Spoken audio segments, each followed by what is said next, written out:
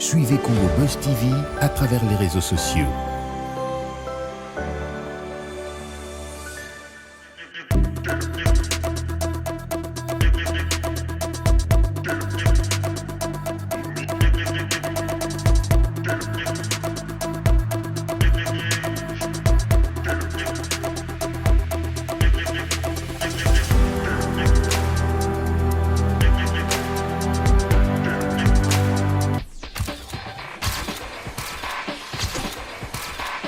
Congo Buzz Télévision, une nation, une chaîne, une nouvelle république.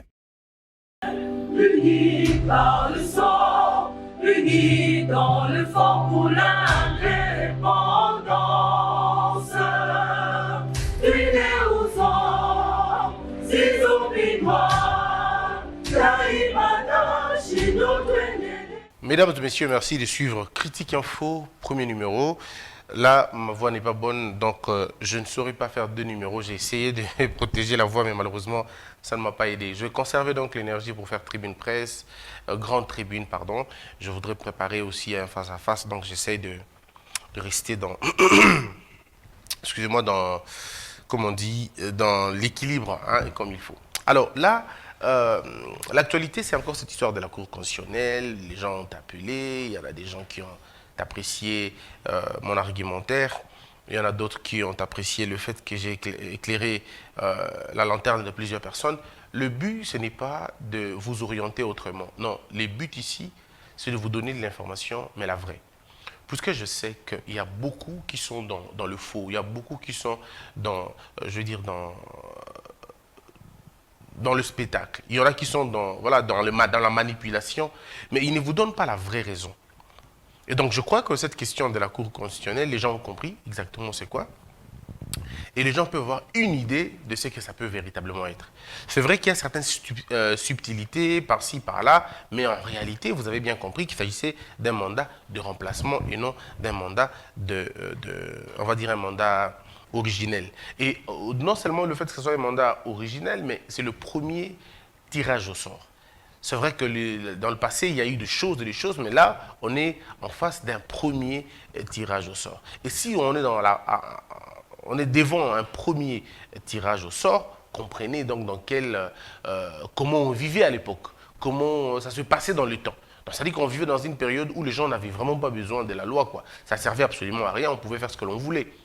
Mais là, on est en train de le faire. Mais maintenant, et puis après, il y a des choses, d'accord, on va à gauche, on va à droite, mais pour ceux qui écoutent cette émission et ceux qui veulent comprendre, la Cour constitutionnelle, c'est quelque chose de fondamental dans un pays. Ça veut dire c'est la plus haute institution, que ce soit en termes protocolaires, que ce soit en termes de préséance, c'est la plus haute, sinon la plus grande et la plus prestigieuse instance judiciaire. Ça veut dire quoi en d'autres termes? Ça veut dire qu'elle est capable, quand il y a flou dans une constitution, quand il y a des non-dits, ou lorsque la pensée constitutionnelle n'est pas convenablement exprimée, c'est à la Cour de véritablement interpréter. Mais quand on nous a parlé du cas d'un ancien Premier ministre, moi j'ai été sidéré d'apprendre que la Cour ne s'est même pas donné la peine, la toute petite peine d'interpréter. Puisqu'il était question de dire, est-ce qu'un ancien Premier ministre peut-il être jugé à la Cour constitutionnelle? Est-ce qu'un ancien Premier ministre peut-il être jugé à la Cour de cassation? C'était des questions. Je veux dire des questions pertinentes. Pour les uns, la loi ne dit rien. Pour d'autres, la loi n'a pas besoin de tout dire, il faut juste comprendre. D'un côté, vous avez ceux qui pensent comme moi que lorsqu'il y a vide juridique, ou silence juridique, ou une certaine timidité juridique, ça appelle au bon sens. Le bon sens intervient pour dire voici ce que nous voulons. On revient même au préambule. On revient à l'idée de la Constitution. L'idée de notre Constitution, quoiqu'elle n'a été pas bien faite, mais l'idée de la Constitution, c'est que tous les citoyens congolais aient un juge naturel. C'est ça l'idée de la Constitution. Penser autrement, c'est de l'anarchie. L'idée de la Constitution, c'est que tout citoyen ait un juge naturel. Pourquoi? Pour que l'on ferme à jamais la page de l'impunité. D'accord? Pour que l'on ferme à jamais cette récréation de la délinquance politique. Puisqu'il fallait arrêter cela. Puisque nous savons que lorsque les gens ont le pouvoir, ils ont tendance à en abuser. Parfois, ils sont dans le détournement, ils sont dans la concussion, ils sont dans la corruption, ils sont parfois dans certains délits que l'on ne peut pas comprendre. Et que l'État et les lois sont là pour recadrer certains comportements, pour régenter, je veux dire, réguler, si vous le voulez, la société. Donc, lorsque nous n'arrivons plus à sanctionner un individu pour le mal qu'il a commis dans l'exercice ou à l'exercice de ses fonctions, alors nous sommes dans l'anarchie, on n'est plus dans un état de droit. Alors, la rupture d'un état de droit est un chaos, quoi. Ce n'est pas quelque chose que l'on peut accepter.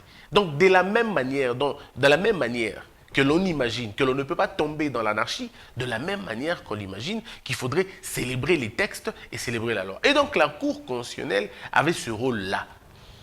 En principe, lorsque l'ancien Premier ministre, lorsque la Cour constitutionnelle s'était saisie du dossier, parce que la décision, l'arrêt de la Cour a surpris même le parquet près la Cour constitutionnelle. Mais ça a surpris le parquet, ça a choqué l'opinion. Ça nous a tous choqués d'apprendre. Pas parce qu'il s'agit d'un individu, mais puisqu'il s'agit là de l'anarchie que l'on consacre ou que l'on veut consacrer. C'est un précédent, mais alors dangereux, c'est une jurisprudence éhontée que l'on ne peut pas cautionner. Et donc, la Cour devrait en principe s'arrêter pour dire, ok, comme il y a deux sons de cloche, il y en a qui pensent qu'il ne peut pas être jugé à la Cour constitutionnelle, il y en a d'autres qui pensent qu'il peut être jugé à la Cour constitutionnelle, interrogeons la Constitution. On aurait dû ouvrir cette brèche pour interroger, ne serait-ce que la Constitution, pour regarder si la Constitution, que dit la Constitution. Puisque le nous qu'on a dans la Constitution, dans le préambule, ce nous-là donne la possibilité à la Cour constitutionnelle d'interpréter toutes les zones floues et tout ce qui n'est pas clairement expliqué, tout ce qui n'est pas clairement exprimé par la Constitution. Mais la Cour, malheureusement, ne s'est même pas donné la peine. La Cour s'est déclarée incompétente. Pourtant, je vous ai lu l'article 99 hier. Vous avez vu que le Premier ministre et le Président sont jugés à la Cour constitutionnelle. Vous l'avez vu vous-même. L'article 99, dernier alinéa, il est clair, on n'a même pas besoin d'aller loin. Il est clair que s'il y a fraude dans leurs témoignages, dans leurs déclarations, c'est la Cour constitutionnelle qui va les entendre, c'est-à-dire le Président et le Premier ministre. Mais en ce moment-là, ils ne sont plus en fonction. En ce moment-là, ils ne sont plus en fonction. Alors cette infraction-là, elle est faite quand, où et comment?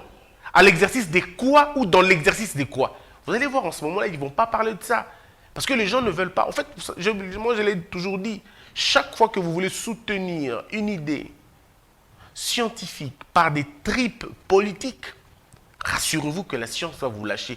Puisque la science est capricieuse, elle ne partage pas son fauteuil avec de la politique et surtout pas des sentiments et des émotions. Lorsque la science parle, les sentiments politiques se taisent. Lorsque la science parle, les sentiments partisans se taisent. On ne peut pas aujourd'hui comprendre que dans un État, qu'il y ait des citoyens qui ne pourront jamais faire l'objet d'une poursuite.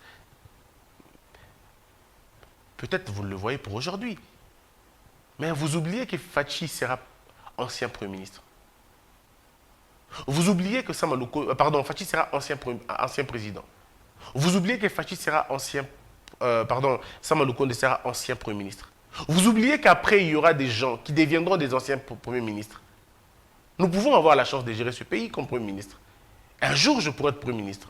Et puis après, je suis ancien Premier ministre. Donc même moi, on ne me jugera pas.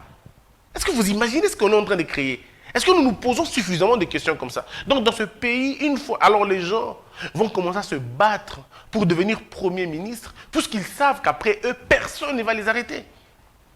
Personne ne va les inquiéter. Alors ils se battront pour maintenir, alors ils vont se battre pour maintenir cette constitution, pour qu'on ne la change pas, puisque si on la change, on va certainement toucher ces choses-là. Mais est-ce que vous voyez dans tout ça? Donc, est-ce que nous pouvons regarder ce pays 10 ans plus tard? Nous avons Nous avons une expérience dans ce pays. Le Premier ministre ne dure pas plus de 4 ans. Le Premier ministre ne dure pas plus de 4 ans. Ça veut dire que quand vous avez fait longtemps, c'est 4 ans. Quand vous avez fait moins de temps, c'est 2 ans. Il se peut que dans un mandat de 5 ans, qu'on ait 3 premiers ministres. Ça veut dire que vous aurez 3 personnes ou 2 personnes qui ne seront jamais sanctionnées. Alors, le prochain sauront, je peux voler, je peux détourner, je peux tout faire ce que je veux. Et je sais simplement que le premier arrêt de la Cour constitutionnelle va être utilisé comme un cas jurisprudentiel. Et s'il est utilisé comme un premier acte, comme un cas de jurisprudence, mais c'est fini, on est totalement dans l'anarchie. On l'a si bien dit ici. Mais malheureusement, les gens ne nous écoutent pas. Alors, c'est ainsi que moi, je vous invite, mesdames et messieurs, vous qui aimez les analyses de construction, de développement, le pouvoir, quand on l'a, on fait très attention à qui l'on donne la responsabilité, excusez-moi avec la voix, ou les responsabilités. Je vous explique. Je le dis, les finances, la justice, la défense, l'intérieur, on ne les donne pas à n'importe qui. Parce que si la défense, vous la donnez à quelqu'un qui ne le mérite pas, vous ne finirez jamais vos problèmes de guerre, jamais de la vie, ça ne finira. Pourquoi? Puisque celui-ci, s'il n'a pas assez d'étoffe, il ne peaufinera pas de plan, il n'aura pas de stratégie. Vous serez en train de parler d'une guerre, des conflits pendant plus de 20-30 ans, vous ne réussirez pas. Puisque la défense, on doit la donner à des hommes de confiance. Regardez en Russie, par exemple. Lorsqu'on nomme un ministre des Défenses en Russie, c'est toute la Russie qui tremble. Puisque Vladimir Poutine a... Qu'est-ce qu'il dit? Je veux dire, Vladimir Poutine a habitué les Russes à des changements, mais le plus radicaux que possible. Et il a été prouvé que tous les ministres de défense qui sont passés sous Poutine, ils sont toujours à un cran supérieur à celui qui le remplace. Ça veut dire, quand on a messieurs, je prends un exemple, Pochenko, ce n'est pas le nom, mais je prends par exemple un nom comme Pochenko, parce que le nom c'est là-bas, c'est comme ça, Pochenko ou Prudrich. Vous allez voir que Pochenko était par exemple il était dur, radical, que les gens disaient, mais ce monsieur est terrible. Mais quand c'est Prudrich qui viendra, vous allez voir que Prudrich sera beaucoup plus radical que celui-là. Pourquoi? Puisque c'est des domaines avec lesquels on ne joue pas. C'est des domaines avec lesquels on ne badine pas. Puisqu'il s'agit de la vie d'un État. Il s'agit Mais alors, on ne peut pas confier ça à des copains, à des amis, à des frères, à des... Voyez-vous, c'est-à-dire on confie ça. Je ne dis pas que notre ministre de la Défense est mauvais. De toute façon, je ne le connais pas. Mais seulement, je dis ici que ce sont des ministères clés que l'on ne donne pas à qui que ce soit. Vous avez le ministère de l'Intérieur. Vous n'allez pas donner le ministère de l'Intérieur à un amateur. Puisque c'est le ministère de l'Intérieur qui va déterminer comment on va vous coter à l'extérieur. C'est le ministère de l'Intérieur qui va déterminer combien votre nom sera inscrit dans les rapports internationaux. Puisque s'il n'y a pas de réforme de police, puisque s'il n'y a pas de policiers, de vrais et de bons policiers, toutes les bavures qui vont être faites dans les locaux de police, dans les arrestations par-ci par-là, dans les marches, dans la répression, tout ça, il y a une seule personne qui paye, c'est le président de la République. C'est toujours lui qui paye. Souvenez-vous, ce n'est pas Kabila qui a tué aussi avec une arme. Ce sont les policiers qui ont abattu aussi. Mais puisque ces policiers n'étaient pas formés et qui n'ont pas été sanctionnés après, celui qui a payé le prix, c'était Kabila. On le lui rappelle tous les jours. Voyez-vous, aujourd'hui, la différence. Quand un policier tue, il est arrêté, il est condamné à mort. Mais c'est bien. Mais nous n'allons pas continuer avec les condamnations. Il faut que l'on continue maintenant la formation. Il faut prévenir maintenant. Et la prévention réside dans le recrutement, dans la formation, dans le traitement. Bref, dans la vision de ce que nous voulons. Et il faut avoir un ministre de l'Intérieur qui comprend ces choses-là. On parle des frontières qui sont poreuses. On parle des frontières qui sont passoires. On parle des frontières qui sont fragiles et qui sont faibles. Mais qui gère les frontières? Aujourd'hui, on parle de notre immigration, pardon. On parle de nos frontières. Les gens rentrent comme ils veulent. Il y a des gens qui insultent le chef de l'État et demain ils se retrouvent à l'extérieur. Ils fuient, on les fait fuir, tout ça. Mais comment on arrive à les faire fuir? Comment ils arrivent à sortir du pays? Ils arrivent à sortir du pays parce que il y a des agents doubles. Et celui qui doit veiller sur la question s'appelle le ministre de l'Intérieur. Alors vous ne prenez pas quelqu'un de faible, vous mettez quelqu'un de plus coriace que possible, c'est-à-dire quelqu'un d'intraitable, que l'on peut appeler des téméraires positifs, de téméraires intellectuels, de téméraires sérieux. Il est téméraire, oui, mais il est sérieux. Il est intègre dans ce qu'il fait. Il est rigoureux. C'est le choix le plus judicieux qui puisse exister. Aujourd'hui, qui peut contester le choix de Jules Alinguete? Qui peut le contester? Alors, il fallait donc avoir une certaine alinguetisation de la fonction publique et même des secteurs publics pour que l'on trouve les mêmes personnes aussi intraitables comme Jules Alinguete dans pratiquement tous les secteurs. Le même casting qu'on l'a fait avec Jules, on pouvait le faire dans tous les secteurs pour voir comment ça se passe. Vous ne laissez pas les finances entre les mains de quelqu'un qui ne maîtrise pas la chose, puisque c'est à travers le ministère des Finances que vous aurez beaucoup de millionnaires. C'est à travers le ministère des Finances que vous aurez beaucoup de commerçants congolais un peu plus riches. C'est le ministère de l'Intérieur qui peut impulser, mais un véritable développement à l'intérieur.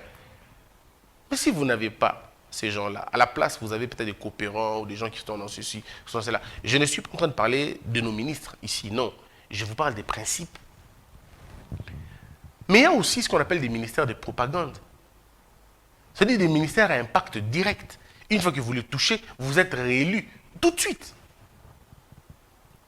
Il y a le ministère de l'enseignement, primaire et secondaire. Puisque là, ça touche directement les électeurs. Vous savez pourquoi ça touche les électeurs? Puisque lorsqu'un étudiant sait bien dormir, les homes sont dans de très bonnes conditions. L'étudiant a des homes de bonnes conditions, a des auditoires dans de bonnes conditions. Il a un bus dans de bonnes conditions. Il a une bourse dans de très bonnes conditions. Il a un enseignement de qualité. Cet étudiant vote pour vous, yeux fermés. Mais il vote pour vous, yeux fermés. Mais lorsque les étudiants, même pour dormir, ils ont du mal à dormir, lorsque leur logis se transforme en poulailler, on fait comment? Moi, je ne pouvais pas élire l'ancien régime, impossible. J'ai vécu au Home 4, mais on était dans un poulailler, je ne pouvais pas. Tous les matins, ça me rappelait le monsieur qui ne peut pas avoir ma voix. Tous les matins. Parce que je me réveillais à 5 h du matin. Je devais me battre pour arriver à l'auditoire le plus tôt que possible, puisqu'il faut prendre une place. Alors que je suis étudiant, j'ai payé tout mon argent, j'ai payé tous les frais qu'on m'a demandé. Pourquoi je dois payer encore plus? Voyez-vous? Et je devais faire tout pour rentrer à la maison, pour rentrer au home, me mettre sur le fil, puisque l'eau peut partir à tout moment. Donc j'étais là pour pousser de l'eau. Ça pouvait partir à tout moment. Est-ce que vous voyez un peu? Donc, et après, tu es à l'auditoire, tu apprends que tes sœurs, les demoiselles avec qui nous étudions n'ont pas pris bain 2 jours, 3 jours, parce qu'il n'y a pas d'eau. Et tu apprends que celles qui ont osé aller puiser de l'eau à des kilomètres, ont été arrêtées, ont été violées, ont été brutalisées. Dans quelles conditions, moi, je vote quelqu'un de comme ça? Je vote jamais. Jamais je vote. Mais c'est comme ça. Donc, c'est pourquoi je dis que c'est des ministères clés. Le ministère de l'ESU, on ne le donne pas aux alliés. Non, on ne le donne pas aux alliés. Le ministère de l'enseignement supérieur, on le donne aux personnes qui peuvent rapporter quelque chose pour vous, parce qu'ils vont se battre pour que vos étudiants logent dans de bonnes conditions, pour que vos étudiants étudient dans de très bonnes conditions, pour que vos étudiants aient de la bourse, pour que vos étudiants se retrouvent dans des conditions meilleures, pour que vos étudiants aient accès à la recherche scientifique. Bref, vos étudiants soient dans le minimum. Et quand vous avez le minimum, et pas mes étudiants d'Abino, c'est que vous avez quand même 70% ou 80% des étudiants dont vous êtes sûr qu'ils vont voter pour vous. Mais alors, si vous tournez comme les cas sous examen, à l'UNIKIN, allez voir les homes. Les homes sont bien faits, ainsi de suite, mais les étudiants n'ont toujours pas accès. Ils n'ont toujours pas accès à ces habitats. Allez à l'UPN, allez à l'ICC, à l'ISC. Voilà comment les gens souffrent là-bas. Allez à l'UPC ici, à l'ISP. Voir comment ils souffrent. Mais comment voulez-vous que ces gens-là votent pour vous? Mais le ministre de l'enseignement supérieur est là. Il va raconter sa vie par-ci, par-là. Mais pour faire des choses comme ça, on n'est pas dedans. Mais on va faire comment? Dites-moi. Vous allez faire comment? Ça, on ne le donne pas à n'importe qui. Vous avez le ministère de l'EPST. J'insiste, je ne parle pas du présent ministère, puisque je ne veux pas de problème. Je ne parle pas du ministère actuel, je parle de principe. Parce que ceux qui veulent manger, parce que à Congo, tu as un ministre, ils ont un choix, ils ont un droit libre, et on sait mais Nous avons des groupes, nous avons demandeurs d'emploi, nous avons donc évitez de citer le nom des gens, vous avez calmement. Mais ceux qui vous parce que autant que vous vous allez quand même honnête. Vous avez un dit pour gagner na pêche musala. Si on attend na ça qui analyse dans on va partir au que nous peut ça là, je n'ai rien à voir avec un ministre, même pas un peu. Seulement je dis que le ministère de l'EPST dans un état, c'est un ministère important. C'est un ministère qui peut faire élire un président sans problème. Puisque la question de la gratuité par exemple. Imaginons que dans toutes les écoles, imaginons qu'il y en a Kinshasa à Okak, on a 12 millions d'habitants. On a 12 millions d'habitants. Maintenant, imaginons que dans 12 millions d'habitants, on a 12 ans, élève, bas à la taille 2 millions ou 3 millions. Prenons un cas simple. Bas à la taille 1 million ou 2 millions. Les élèves ne votent pas, mais leurs parents votent. Oui. Les élèves ne votent pas, mais leurs parents ne votent pas. Comment ils votent? Je vous explique. Vous avez un père qui a 6 enfants. D'accord? Il y a une maman, il y a papa, une maman, madame Ibalé, il a 2 voix. Mais il y a des cousins, des tantes, des nions. Il y a 6 classes, il y a une école primaire, gratuitement. Pas seulement gratuitement, mais dans de très bonnes conditions. Dans de très bonnes conditions, pourquoi? Parce que l'État a construit des écoles. Dans la commune, au moins 4 écoles par commune. 4 grandes écoles par commune. Des écoles, il y a un institut, il y a bien, il y a minéné. Ceux qui te disent que tu as 4 écoles par communauté, on peut faire même 4 écoles par circonscription. Il y a minéné, par exemple, il y a collège, on a tout ça. Ça permet à ce que la question des enseignants, le chef de l'État n'est qu'on se plaint dans l'angle. La question des enseignants ne se pose même pas, on n'a même pas besoin d'en parler. Nous avons la pépinière, Ezali. Na ISP, la pépinière, baza. Baza bateau, batang rapone, c'est ISP, je crois, oui. Batang rapone, yango. C'est des pédagogues. C'est des pédagogues qui sont censés apprendre aux enfants. Donc, ce qui te conduire, bon, on conditions bien, te assurer formation. Il y a des formateurs. Puisqu'ici, le problème, c'est la formation des formateurs. On se plaint tous du niveau de nos enseignants. Ils ne sont pas à jour. On se plaint tous du niveau des enseignants. Ils ne sont pas informés. On se plaint. Mais qu'est-ce que l'État fait en contrepartie? L'État n'a pas de mécanisme de recyclage. En France, en Belgique, en Espagne, il y a un programme spécial pour les enseignants. Une remise à niveau. Bah, 3 mois, ou 2 mois, ou 1 mois, je ne sais pas. Mais il y a un programme spécial pour remonter le niveau de professeur. Nous, on n'a pas ça chez nous, ou on ne le fait pas assez. Donc, on doit d'abord commencer par là. Ainsi, tous nos enseignants, ceux qui ont un niveau, on va augmenter un peu. Ceux qui n'ont pas un niveau, on va les écarter. Ceux qui ont un niveau, on va les mettre à jour. Ceux qui n'ont pas le niveau, on va les écarter. Mais maintenant, quand on a fini ces choses-là, vous avez dit que mes parents, avec pas grand-chose dans Moutou. Son fils revient avec beaucoup de choses dans Moutou. Est-ce que vous ne voyez pas que l'enfant, le monsieur-là, votera essentiellement pour le président de la République? Donc, c'est des ministères où on va blaguer dans côté.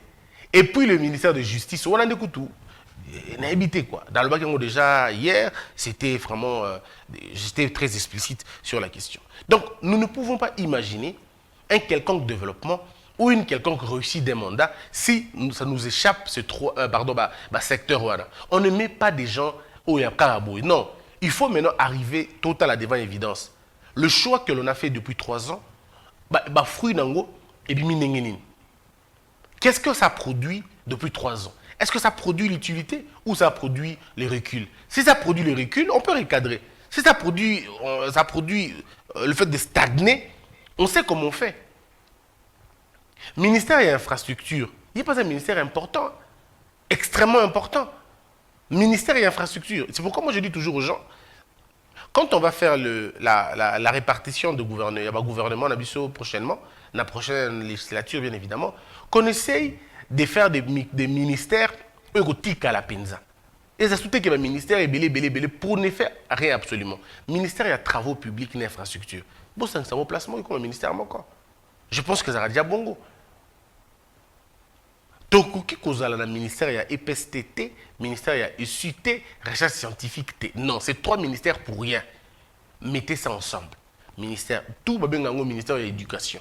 Par exemple, dans le cadre du ministère de l'Éducation, vous avez EPST, vous avez le secrétariat général, il y a EPST, vous avez le secrétariat général, il y a ESU, vous avez le secrétariat général, il y a Institut professionnel, vous avez le secrétariat général, il y a recherche scientifique. Bon, recherche scientifique, on peut dire, mais au moins, le ministère, on est fait de la place, mon corps. Comme ça, vous avez une bonne coordination.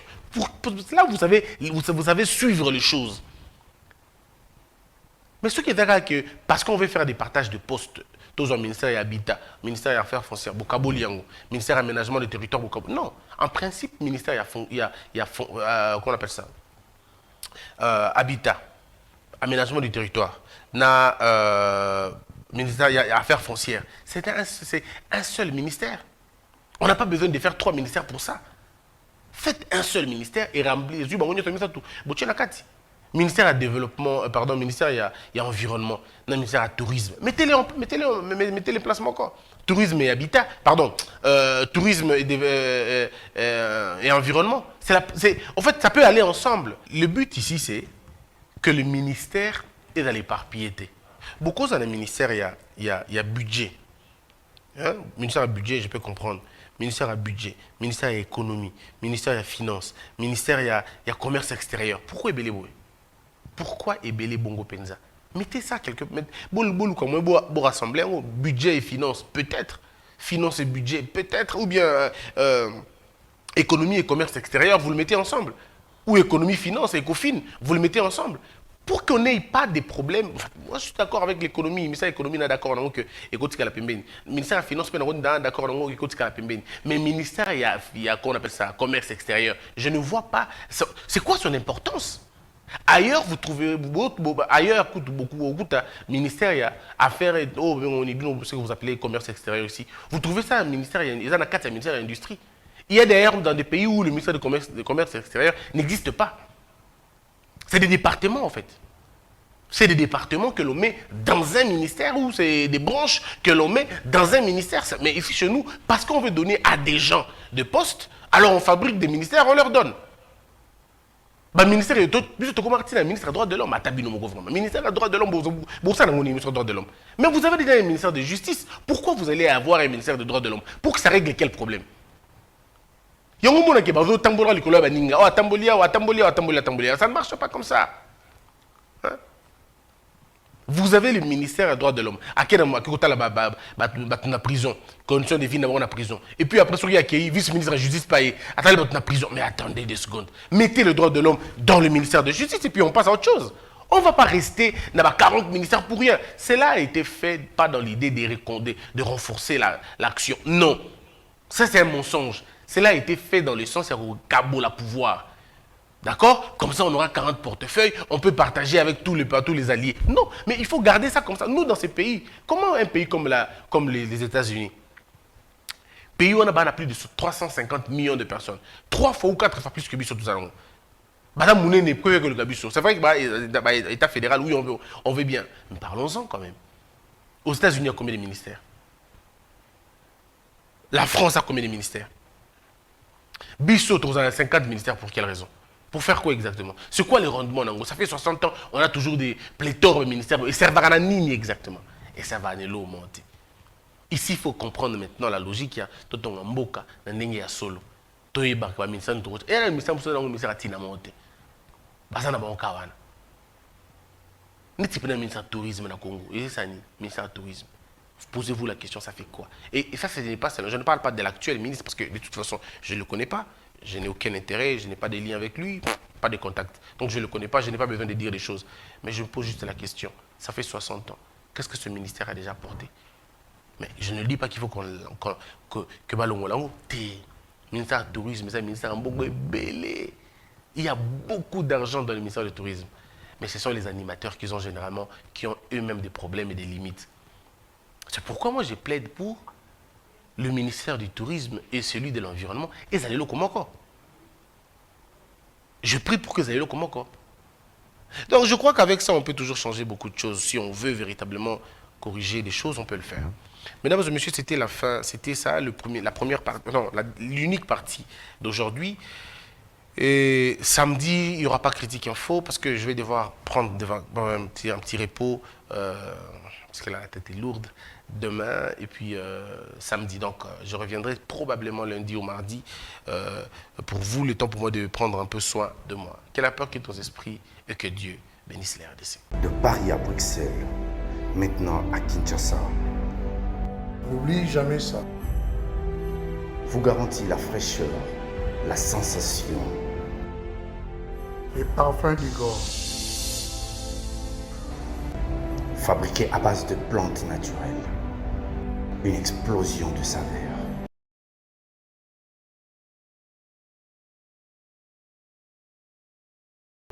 France, contactez-nous au +33 78 30 57 14.